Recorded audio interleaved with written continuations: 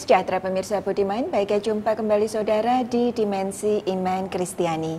Acara yang melalui pelayanan media Antioquia Pama, kami rancang, kami kemas, kami siapkan khusus bagi saudara, guna gali pertanyaan, cari jawaban, bangun pemahaman, perihal berbagai fenomena dalam keseharian kehidupan kekristenan kita. Saudara, mujizat Tuhan dan aku, itulah topik yang akan kita angkat dalam bincang-bincang kita di Dimensi Iman Kristiani hari ini. Dan untuk itu sudah hadir bersama kita kedua narasumber kita, Harry dan Leo. Shalom Harry. Shalom Bu Anis. Shalom Leo. Shalom Bu Anis. Saudara, kita akan kejar semua pertanyaan, kita akan gali semua jawaban, dan untuk itu sudah hadir bersama kita, Pendeta Bigman Sirait. Shalom Pak Bigman. Shalom Anis. Saudara, Dimensi Iman Kristiani hari ini membicarakan soal mujizat. Sesuatu diskusi yang sangat hangat, lalu sangat menimbulkan gairah karena semua orang sangat merindukannya, saudara. Maklum, fenomena-fenomena telah menunjukkan kepada kita bagaimana kebangunan dunia sulap misalnya, saudara, dan itu mempunyai daya tarik yang cukup oke. Celakanya ya. Kemudian ketika kekristenan pun terjebak di tempat yang sama dan kita kembali kepada fenomena-fenomena seperti ini. Apakah mujizat masih ada? Saya akan menjawab ada, selama Tuhan mau. Tapi apakah mujizat seperti yang ada sekarang ini? Saya juga akan menjawab, sulit untuk memahaminya. Kalau betul itu dari Tuhan ataupun kalau itu terjadi dalam kebenaran, karena mujizat yang terlalu digembar-gemborkan hebat itu ternyata tidak diikuti dengan perubahan moral, spiritual yang seharusnya ada di balik semuanya. Apa itu? Nah, mari kita pikirkan dengan baik-baik. Namun sebelum lanjut, saudara, kita akan berdoa dulu dan kita minta Pak Leo untuk berdoa. Silakan Pak Leo. Ya. Mari kita berdoa. Maha besar Tuhan Allah Bapa kami yang bertahta dalam kerajaan surga, yang kami kenal dan kami sapa di dalam nama Anak Yesus Kristus, Tuhan dan Juru Selamat kami. Bapa, terima kasih untuk kesempatan pada saat ini. Kami hendak berdiskusi tentang mujizat yang dari Engkau atau aku. Pimpin diskusi ini agar semua dapat mengerti dan memahami tentang Engkau. Dalam nama Yesus kami sudah berdoa dan mengucap syukur. Amin. Amin. Amin. Saudara yang kekasih, mari kita membuka Alkitab kita di dalam 1 Korintus. 1 Korintus pasal 12 ayat 9 dan 10. 1 Korintus pasal 12, 9 dan 10, demikian dikatakan firman Tuhan. Kepada yang seorang roh yang sama memberikan iman, dan kepada yang lainnya memberikan karunia untuk menyembuhkan.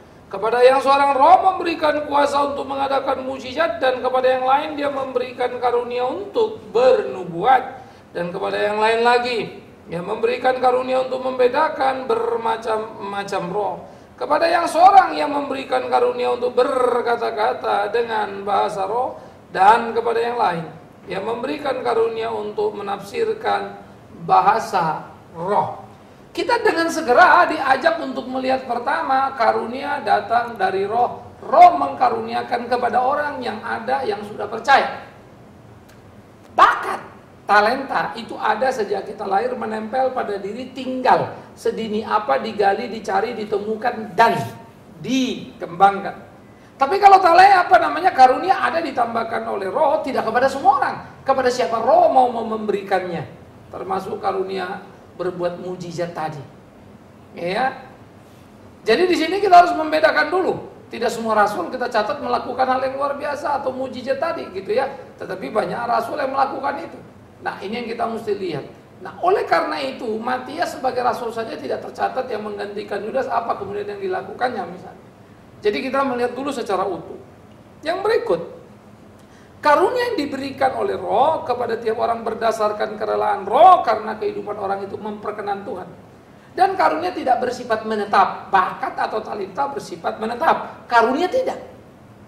Kapan Tuhan mau berikan? Itu sebab di dalam 2 Timotius pasal 4 ada satu case yang sangat menarik, yang selalu membuat saya memperhatikan bagian ini. Pada waktu itu dikatakan bagaimana Paulus dalam perjalanannya, lalu kemudian dia menulis surat kepada Timotius, supaya Timotius berhati-hati di dalam kehidupannya dan seterusnya. Lalu pada bagian yang terakhir di 2 Timotius pasal yang keempat ayat 20, Paulus menulis begini: Erastus tinggal di Korintus dan Trofimus kutinggalkan dalam keadaan sakit di Miletus. Apa yang saya mau bicara? Paulus banyak sekali menyembuhkan orang, tetapi bukan karena Paulus bisa. Paulus banyak sekali menyembuhkan orang karena karunia Allah diberikan kepada dia.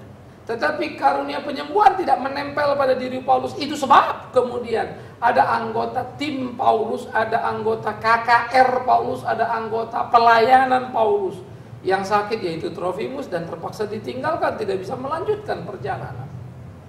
Padahal Paulus, jubahnya, sapu tangannya dipegang, katanya orang sembuh, saudara. Coba pikirkan itu. Nah, kita kembali memikirkan bagaimana kemudian di dalam bagian seperti ini supaya kita mendapat satu gambaran yang utuh bahwa mujizat itu jangan disalahgunakan. Jadi kalau ada orang mengklaim dirinya sebagai penyembuh, saya menjadi bingung. Karena penyembuh itu cuma satu, Allah itu toh. Oh, ada karunia. Oke, tetapi kenapa kamu cari dia?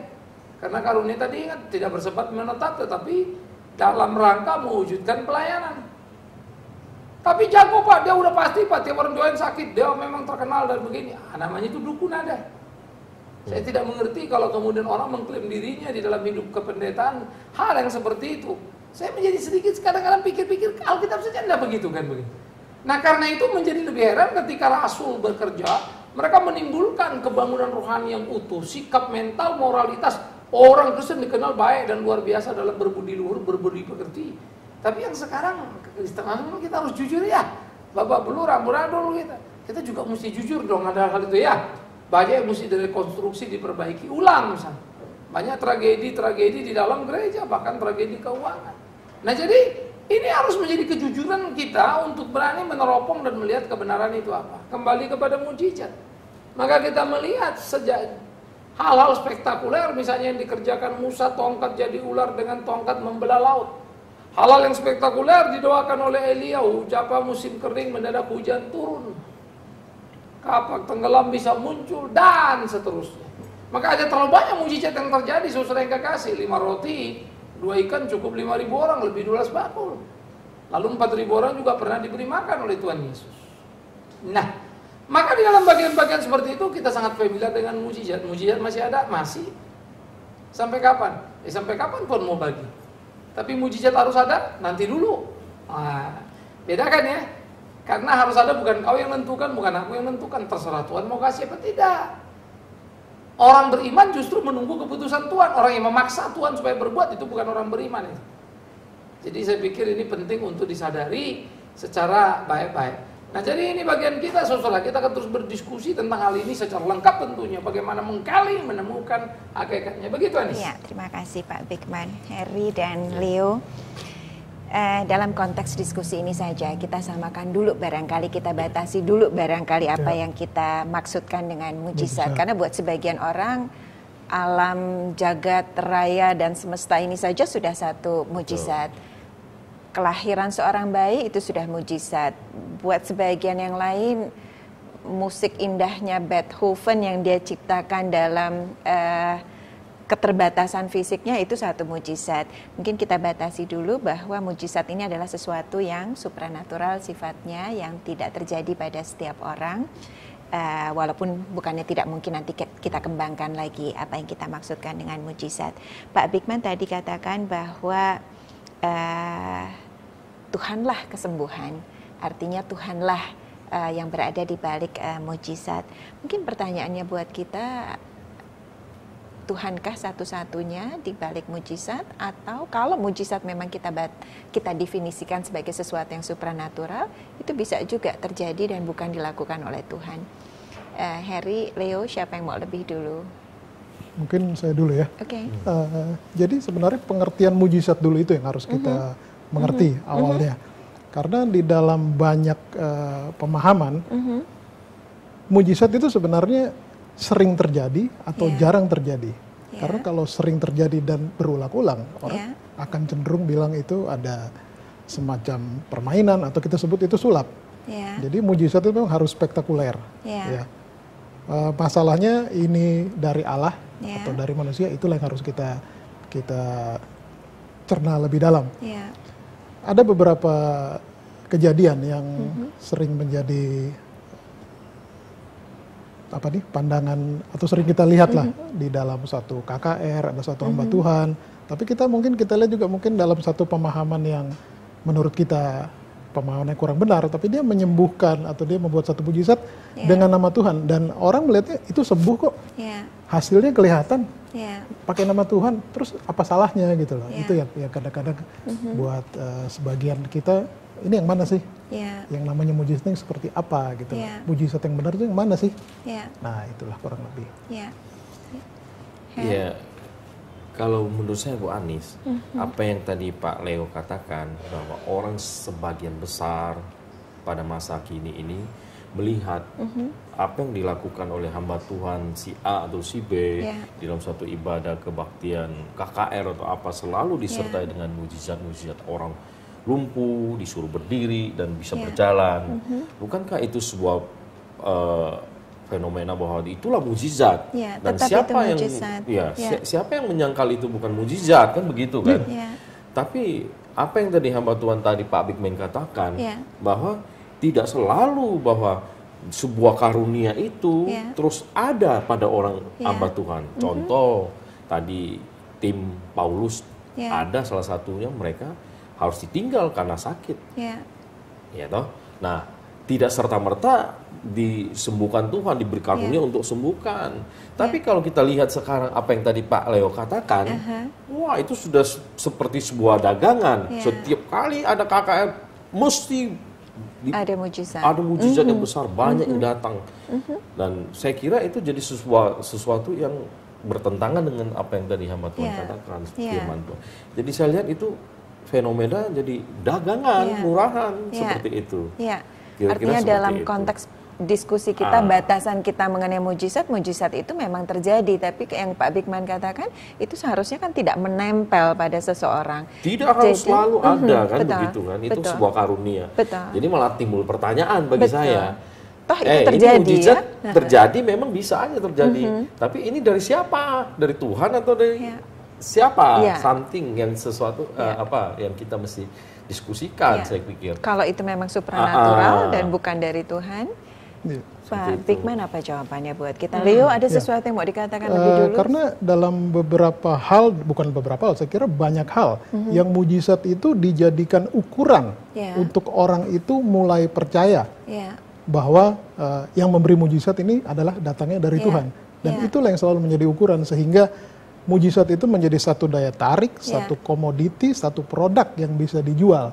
Nah, itulah yang kita perlu jadi cermati. ini sudah dua hal, paling tidak dua hal gitu ya. Yang pertama, faktanya mujizat itu terjadi dan berulang-ulang pula gitu ya, dilakukan oleh orang yang sama. Lalu jadi pertanyaannya, kenapa itu terjadi gitu kan, kalau memang itu bukan sesuatu yang menempel pada orang. Leo sudah beranjak lebih jauh kelihatannya. Nanti kita akan kembali ke sana ya Leo ya. Mungkin yang pertama dulu Pak Bigman, satu-satu kita begini, pertama kalau kita bicara mujizat, bisa nggak setan bikin? Bisa sih. Sangat sederhana. Jangan kita menduga-duga, Alkitab menceritakan. Pada waktu Musa di tanah Mesir, maka keluarlah ahli sihir Mesir dan mereka melemparkan tongkat mereka, jadi apa? Jadi ular. Apa itu dari Tuhan? Jelas tidak. Orang Mesir tidak kenal Tuhan kok. Jadi mereka punya kekuatan, mereka melakukan sihir. Tetapi Tuhan juga bilang sama Musa, Musa lemparkan tongkatmu. Jadi ular. Pertanyaannya, Musa tukang sihir enggak? Ya enggak. Orang juga kaget kok si Musa bisa begitu. Si Musa pun kaget kenapa dia bisa begitu. Karena memang bukan Musa. Itu Tuhan yang buat itu. Sementara yang di sana memang mereka ahli sihir. Itu bedanya Musa dengan mereka. Musa dapat karunia, ahli sihir itu memang udah bakatnya itu. Artinya dia sudah latihan dan menjadi seperti itu. Dengan segera berbeda ya. Tetapi herannya Musa yang nggak latihan ini, yang nggak bertapa, nggak semedi, nggak apa ini, ularnya lebih jago. Kenapa? Ditelan. Tuhan, bukan karena Tuhan kan itu. Ditelan tapi kan karena Tuhan. Padahal kalau lihat latihannya mah kurang nih, belum tentu satu hari ini. Nggak makan, nggak minum, kepala ke bawah, kaki ke atas misalnya ya. Belum makan sesajen ini dan itu dia. Nah, oleh karena itu kita dengan segera, dengan mata telanjang, dengan gampang, dengan mudah melihat. Musa membelah laut. Siapa yang suruh? Tuhan, bukan Musa berinisiatif. Kalau Musa memang jago hebat, dia berinisiatif, dia tahu dia jago. Tuhan yang suruh, dia belah. Tuhan getok batu, Tuhan yang suruh, malah suruh ngomong sama batu, digetok saking dia kesel sama orang Israel. Keluar air, bukan Musa. Semua peristiwa dalam perjalanan padang gurun itu praktis. tidak satu pun yang dilakukan Musa. Tuhan suruh ini lakukan jadi, Tuhan suruh ini lakukan jadi, gitu ya. Sampai Musa malah nggak punya alasan lagi untuk ribut sama Tuhan. Kenapa ini dan begitu? Itu dulu prinsip pertama. Jadi setan bisa-bisa. Gitu lah. Nah, ini yang menjadi sangat penting. Nah, tetapi memang pertanyaan kedua tadi dalam nama Tuhan. Ini gimana gitu? Tuhan seringkali membiarkan namanya dikamuflase. Ini harus hati-hati lagi. Dalam Matius 7, 21, 23 itu bahkan dikatakan begini dalam ayat 22 ya. Pada hari terakhir banyak orang berseru padaku, Tuhan, Tuhan, bukankah kami bernubuat demi namamu, mengusir setan demi namamu, dan mengadakan banyak mujizat demi namamu juga. Tapi herannya jawaban Tuhan, hanya kau pembuat kejahatan, aku tidak kenal kau. Menyembuhkan atau bikin mujizat dalam nama Tuhan, kok Tuhan tak kenal? Kan namanya dipakai. Rupa-rupanya orang itu mau menyembuhkan atau membuat mujizat untuk kepentingan pribadinya. Nama Yesus dipakai sebagai mantra dan Yesus biarkan. Kekuasaan namanya itu dipakai. Tapi bukan karena Yesus merestui. Kekacauan gereja. Setiap orang berdoa dalam nama Yesus terjadi sesuatu. Enggak mungkin lah Pak, orang dia dalam nama Yesus kok doanya. Dalam nama Yesus kok mintanya. Nah, inilah kalau nggak baca Alkitab. Bacalah Alkitab. Amat sangat luar biasa jelas itu ucapan Yesus itu. Nah, jadi di dalam bagian seperti ini orang bim salah bim abrakada itu mantra bisa. Dalam nama Yesus bisa. Dari Tuhan belum tentu. Belum tentu. Jadi Tuhan bisa membiarkan namanya dipakai. Nah, makanya jangan tertarik pada mujizat itu. Tapi kebenaran hidup orang itu yang kita bisa belajar teladani, kan begitu. Pak Bigman, saya masih tetap ingin balik ke apa yang Leo tadi katakan yang cukup menarik. Tapi sebelum kembali ke sana, Pak, agar kita semua belajar dengan benar, Pak Bigman katakan bahwa karunia menyembuhkan itu bukan sesuatu yang menempel pada seseorang. Artinya itu diberikan pada saat dimana memang itu diperlukan untuk dilakukan. Tapi Pak Bigman, tentunya bukan wilayah kita juga ya untuk menghakimi ketika seseorang bisa lakukan berulang kali. Jadi ini yang menarik memang kalau kita pikirkan. Kalau Tuhan mau tiap hari 7 kali dalam seminggu, 30 kali dalam sebulan, 365 hari dalam setahun, emang kenapa? Kan begitu. Tetapi jangan bilang dia hebat, itu jadi repot. Masalahnya bukan Tuhan. Tuhan mau pakai kapanpun bisa. Yang problem kan klaim ini. Wah, buktinya Pak tiap hari jadi orang sakit sembuh. Yesus sendiri. Berapa banyak dia pelayanan, apakah semua orang disembuhkan? Tidak, banyak orang disembuhkan kata Alkitab.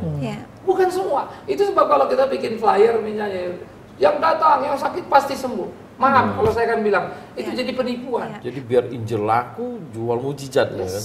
Iya, tapi Her, yang Leo katakan tadi menarik sekali. Leo sempat ingatkan kita, bukankah mujizat dibuat untuk memenangkan mereka yang tidak percaya, kira-kira begitu. Mungkin melengkapi apa yang Leo katakan, Pak Bigman, tidakkah Alkitab memang yang membuat perasa dan Her mujizat, ya kan? Alkitab yang lebih dulu gitu kan mengajarkan kita mengenai mujizat. Kemudian kalau kita baca mengenai Tuhan Yesus, Her, rasanya nggak berlebihan kalau kita simpulkan bahwa motivasi dari banyak orang yang mengikuti Tuhan Yesus sebagian besar barangkali adalah mujizat, bahkan murid-murid punya pamrih juga ternyata. Jadi bagaimana nih kan gitu ya? Simpel saja. 40 tahun perjalanan dari Mesir menuju pada tanah perjanjian. Adakah satu hari tanpa mujizat? Enggak ada. Kalau bukan mana? Ya udah tiap pagi kan, itu kan mujizat.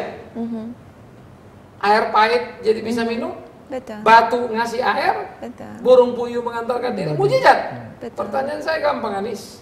Apakah semua orang Israel sampai ke tanah perjanjian? Tidak. Sebagian besar mati dimurkai Tuhan. Jadi apa kurang mujizat? Elia 450 nabi Baal dibunuhnya. Mujizat banyak yang dilakukannya. Apakah semua orang Israel kembali kepadanya? Dia kecewa. Buat apa aku seperti ini? Sampai dia pergi menjauh dari Tuhan. Dia bilang percuma aku tidak lebih baik dari nenek moyangku. Dia bayangkan seperti Musa yang juga mimpin tapi kok tidak sukses. Malah nggak sampai ke Israel, cuma sampai berhenti di Gunung Nebo. Dia kecewa juga. Buat apa? Ternyata mujizat tidak mempertobatkan. Tuhan janjikan 7.000 Israel yang sejati kepada Elia. Tapi sorry ya, yang 7.000 itu dari sekian ratus ribu atau ke 1 jutaan angka Israel pada waktu itu mungkin. Ya. Jadi ironis banget, persentasenya kecil sekali gitu kan. Nah, apa namanya 10% aja nggak nyampe. Gitu. Itu kan kira-kira cuma 1% tok gitu loh. Apa-apaan itu? Lompat ke Yesus. Yesus tiap hari jalan, hampir tiap hari ada aja. Kalau cerita yang kita baca mujizat. Saya mendramatisir nih, bukan tiap hari sebetulnya. Saya dramatisir tiap hari. Pertanyaan saya, berapa pengikut Yesus? Nggak banyak. Jangankan orang yang terima mujizat itu, muridnya aja bubar kok. Petrus balik kanan kerah. Dia menyangka, Yudas malah menjual dia. Apa kurangnya mujizat? Jadi kalau kita bilang mujizat adalah alat pertobatan atau pintu pertobatan demi Tuhan yang hidup, jangan teruskan kebohongan itu. Pertobatan adalah karena kasih dan kuasa Allah. Tetapi Tuhan bisa pakai mujizat untuk orang bertobat. Itu betul itu. Jadi saya adalah orang yang sangat menikmati soal bicara mujizat, bicara ini, bicara itu. Kalau dianggap nggak ada uang, toto gedebuk orang ngasih uang, itu mujizat. Saya ngalamin banyak banget itu. Tapi Pak Bigman begini, sekarang kan kita lihat jadi ada seperti satu fenomena bahwa dengan mujizat mereka memberitakan Injil dan menyelamatkan banyak orang. Ada kesan seperti itu. Itu yang berkuasa hamba Tuhan yang seperti itu. Jawabannya sederhana. Yesus berkata apa? Banyak dipanggil, sedikit dipilih. Terserah kalian percaya apa enggak. Tapi yang dikatakan Heri ada kandungan kebenaran ya Pak? Betul. Justru jangan, saya ngerti. Cuma maksudnya kan menjawab itu. Banyak dipanggil, sedikit dipilih. Yesus ngomong benar apa salah? Benar. Ya. Kalau Yesus ngomong benar, berarti banyak orang salah dong. Sekarang buktinya banyak orang bertobat, banyak sekali kan gitu ceritanya. Berarti Yesus salah. Berarti memang mereka datang untuk mujizat, tetapi belum tentu bertobat. 10 orang kusta, berapa yang sembuh? 10 sembuh. Berapa yang kembali? Satu kembali. Yang masuk surga. Itu yang dicatat Alkitab. Cuma yang orang asing ini yang beriman dan kembali. Imanmu menyelamatkan kau. Yang 9 kemana itu? Dapat mujizat. Dapat kesembuhan. Jadi ada kesan sekarang diputar balikan nih. Gereja atau hamba Tuhan yang tidak disertai banyak mujizat ini tidak ada penyertaan Tuhan. Tapi sebaliknya yang datang banyak setiap kali ada acara banyak mujizat, justru itu yang dipakai oleh Tuhan. Sekaligus jadi pertanyaan terakhir mungkin Pak Bigman, lalu bagaimana kita bisa mengetahui, tentunya kita perlu mengenal mana mujizat yang dari Tuhan dan yang mana bukan dari Tuhan. Sederhana. Baca Alkitab Matius 24, kitab Wahyu, nabi palsu akan datang, Mesias palsu itu akan datang dan mereka akan membuat mujizat yang sangat besar dan dunia akan mengikutinya. Banyak dipanggil, sedikit dipilih. Nabi palsu itu jelas dia adalah orang Kristen, tapi memalsukan semuanya untuk keuntungan diri dia, tapi daya pikatnya hebat. Bahkan digambarkan dalam kitab Wahyu itu yang orang mati pun bisa dibangkitkannya. Powerful banget ya. Api diturunkannya dari langit. Dalam sejarah Alkitab, api turun dari langit, itu yang lakukan Tuhan itu. Membakar Sodom Gomora, memakan korban daripada Elia, air-airnya, termasuk tanda yang diminta orang Farisi, turunkanlah api dari langit. Itu the power of God. Tapi pada masa akhir Tuhan biarkan dilakukan siapa? Setan. Nah, jadi di dalam bagian seperti ini, banyak orang mengikuti Yesus, lebih banyak yang membunuhnya. Yesus nggak pernah bicara banyak. Maka saya juga berpikir tadi kan, Yesus bilang banyak dipanggil, sedikit dipilih. Memang Yesus nggak nafsu dalam tanda petik supaya banyak semuanya selamat. Kenapa mesti sedikit? Apalah susahnya bagi dia bilang banyak dipanggil, lebih banyak lagi diselamatkan. Yesus sekali-sekali berpikir positif, misalnya kan. Kok kayaknya pesimistik amat kan gitu. Tetapi nggak tahu lah, aku sangat percaya pada Tuhan Yesus. Jadi kalau saya tidak terlalu pusing. Cuman seperti saya bilang tadi, kalau saya menjual berita, membuat orang tertarik, mudah itu. Terakhir lagi, bagaimana mengenal itu dari setan apa bukan? Gampang itu. Setiap anak Tuhan yang peka pada pimpinan Tuhan tahu ini kebenaran apa tidak. Yang kedua, setiap anak Tuhan yang benar yang takut akan Tuhan, dia tidak perlu pendeta Bikman Sirait untuk doa kesembuhan. Tetapi kalau memang iman dia sedang lemah, dia sedang goncang, lalu telepon, boleh kita saling menguatkan. Itu tugas saya sebagai pendeta. Yang ketiga, emang kalau nggak ada mujizat kenapa? Saya akan tutup dengan Fanny Crosby punya cerita. Dia buta, sekali lagi buta. Sejak kanak-kanak, baby, ada orang malpraktek, ada sakit, malah buta. Dan kasih tahu buta seumur hidup. Tetapi dia menciptakan 8.000 lagu anak beribu sangat populer. Oh Tuhanku, betapa ku terheran, ya, ku berbahagia, ya kita, dan seterusnya. Nah jadi pada waktu dia mengisahkan lagu ku berbahagia dan teguh yang begitu strong poinnya, padahal yang ciptain buta. Sudahkah yang terbaik ku berikan? Apa yang kurang dari dia? Tapi dia masih menggugat dirinya, begitu hebat ya. Satu waktu di wawancara reporter ditanya gini, Fanny, kalau Tuhan memberimu satu kali lagi hidup, apa yang kau minta? Sudah tidak ada yang bisa membantah sejarah fakta hidup Fanny Crosby, jadi berkat bagi banyak orang. Fanny mengatakan satu kalimat, jika aku boleh hidup lagi, satu yang ku minta pada Tuhan, biarlah aku dilahirkan tetap buta. Tetapi dicintainya dan mencintai dia. Ini orang beriman. Dia nggak bilang aku minta mujizat Tuhan, dari kemarin juga dia bisa. Dan menurut saya layak dia menerima itu dengan apa yang dia lakukan. Tetapi dia tahu kecintaan Tuhan lebih dari semuanya. Saya tidak tahu anak Tuhan cinta mana. Kalau mujizat tentu kan kamu dapat, kamu sembuh, kamu sehat, kamu dapat Tuhan. Semua kamu yang dapat. Entah apa bagian Tuhan. Tapi yang jelas kita mau Tuhan melakukan untuk kita. Padahal Kristen adalah apa yang kita lakukan untuk Tuhan. Sesudah Dia menyelamatkan. Saudara diberkati, itu sebabnya tetap setia jelang setiap episode Dimensi Iman Kristiani yang memang kami siapkan khusus bagi saudara dengan harapan sudah dan senantiasa akan berkati kita semua. Kita syukur iman Kristen kita, saudara. Kita akhiri jumpa kita minta pendeta Bikman Sirait pimpin kita. Apakah ada mujizat? Yes. Masih? Yes. Untuk apa? Itu yang jadi persoalan. Biarkan Tuhan mengerjakannya untukmu kalau Dia mau. Tapi bukan untuk kau cari. Tapi untuk kau tahu Tuhan masih ada di hidupmu. Namun kalau Dia membuat lompatan iman kepadamu lebih dan melewati mujizat, mengapa kau mencari itu? Jangan bodoh, bijaksanalah. Biar Tuhan menolongmu dan Tuhan memimpinmu. Dan engkau yang melayani Tuhan, jangan memperjualbelikan itu. Saya bersyukur pada Tuhan yang memakai saya dengan banyak hal. Mujizat yang dialami, penyembuhan, bagaimana saya berdoa. Uniknya, saat yang bersamaan saya punya klip jantung dan harus dioperasi. Terima kasih Tuhan Yesus. Saya mengalah. Apa banyak orang berterima kasih pada saya untuk apa yang dikerjakan, tapi saya akan berkata, no. Tuhan suruh saya. Dia kasih ke kamu, Dia tidak kasih ke saya. Kau dapat sembuh, aku tidak. Tetapi demi Tuhan yang hidup. Ketidaksembuhanku atau sakitku membuat aku jadi unik mengenal Dia. Dia baik padaku. Dan saya mengerti, menikmati pergumulan Paulus yang juga sama. Dipakai menyembuhkan banyak orang, sendirinya sakit, minta tak dikasih sembuh. Unik. Tiap orang akan hidup pada dirinya, biarlah jujur dalam imannya. Kita berdoa, saudara. Saya minta Pak Heri itu tutup dalam doa. Ya, kita berdoa.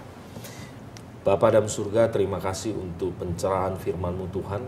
Biarlah kami terus belajar bagaimana Tuhan ingin kami menjadi dewasa di dalam iman Tuhan. Bukan tuntutan kami akan mujizat-mujizat Tuhan. Biarlah kami mengalaminya mujizat di dalam Tuhan ketika kami bergaul dekat dengan Tuhan. Ketika Tuhan mengizinkan kami menjadi saluran berkat mengadakan mujizat, biarlah itu terjadi Tuhan. Jikalau tidak Tuhan, kami tetap memberitakan Injil, karena itulah kebenaran Allah yang harus kami jalankan sebagaimana perintah Tuhan kepada kami. Tuhan, melalui firman-Mu, biarlah boleh membuka setiap mata rohani anak-anak Tuhan, melihat mana yang benar, mana yang salah. Terima kasih Tuhan, kami bersyukur untuk firman-Mu, bila menjadi berkat bagi banyak orang, di dalam nama Tuhan Yesus, Tuhan dan Selamat kami yang hidup. Kami berdoa dan mengucap syukur. Amin. Amin. Amin.